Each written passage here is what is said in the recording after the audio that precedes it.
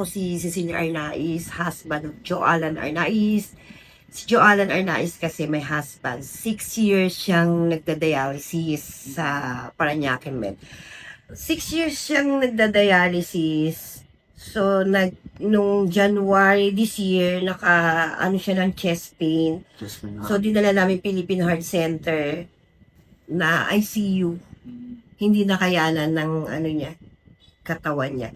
Cardiac arrest ang naging cause. Hindi, in-address namin kasi sabi kasi ng doktor niya sa puso, kaya siya nahihirapan huminga, kailangan ng bara na yung dalawang puso niya. So, ginawa naman namin. Kaso, hindi na nakayanan.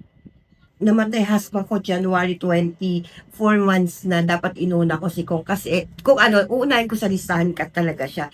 Kaso alam kong wala sa posisyon. Tip ko, ang galing naman kahit wala sa posisyon, na pa rin ako, na-accommodate pa rin ako ng mga staff.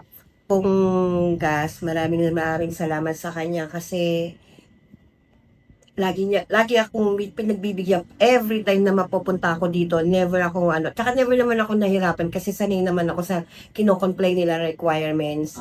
Protocol naman yon. Hindi nila ako pinahirapan. Kaya taos puso kong pasasalamat kay Kong.